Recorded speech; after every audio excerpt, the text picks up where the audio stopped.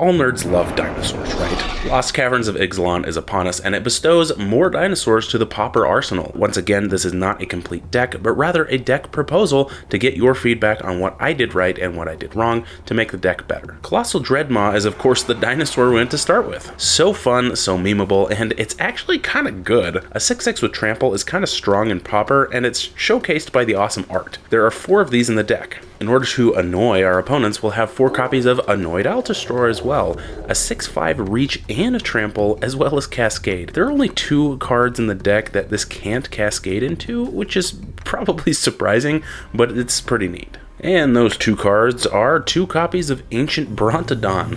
Why on earth would I put 2 vanilla creatures into the deck? Well, I really like the card, okay? Sue me. A 9/9 for 8 is kinda sorta decent and definitely bigger than anything else you may see in Pauper. There are a ton of ways to get lands in the deck, so this can really just be a big late game bomb. Since these all cost an arm and a leg to cast, let's find ways to cast them. Arbor Elf is here to untap our forests when we need, providing that extra mana for the turn. There are 4 of these, of course. Wall of Roots lets us add 1 green mana per turn for 5 turns, which, I don't need to tell you, is pretty darn good. It'll surely die, but having 4 of these should definitely help. And of course there are 4 of each of these, Utopia, Sprawl, and Wild Growth. Both cost 1 green, and both add an additional of a certain color when we tap the land. Wild Growth is specifically green, and Utopia Sprawl can be any color in addition, but we'll probably choose green. There are also more ways to get lands into our hand with Explore. Ixali's Diviner does just that, ETB Explore. We'll just reveal the top card of our library and put it into our hand if it's a land. Otherwise, we'll put a +1/+1 counter on it and more or less surveil the card we revealed. Put it back on top or in the graveyard. It's a fairly good blocker as well, so I don't know, there are 4 of these. The first new card from Lost Caverns is Pathfinding Axejaw. It's another dinosaur that also explores when it enters, but this time it's a 4/3 and it's got some lanterns on its head and chest, which is just super cute.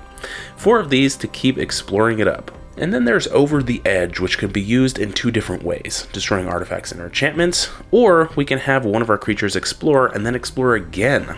I like that I can most likely keep this in the main deck, even though my opponent may not be playing with artifacts or enchantments, but Explore lets us get through the deck and be able to see what's in store.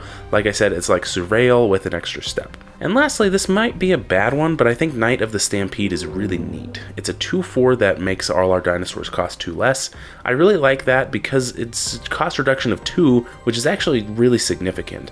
There are only 2 of these in the deck though, just because it's slower than the other ramp type spells, but I like it nonetheless. I have 19 forests in the deck. Do you think that's too many or too few? I also have a single copy of Hidden Nursery. It taps to add green, but you can sacrifice it later to discover 4. Now, if you don't know what discover means, check out this video here covering the topic. That's it for the main board. Onto the sideboard, we have 4 copies of Grazing Whiptail to be a flying blocker while also being a dinosaur. 4 copies of Run Afoul to force an opponent to sacrifice a flyer if there are too many for Whiptail to handle. It's also just got a dinosaur in the art, which may be why I chose the card.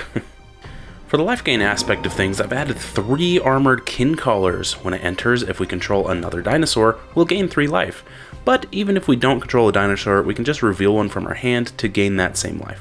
And lastly, there are 4 copies of Huatli's Final Strike. It gives our creatures a small buff, and then it deals its power worth of damage to another target creature an opponent controls. Use this for other stompy decks or what have you. This deck will run you around 20 bucks. The price on some of these cards aren't available yet because they haven't come out yet.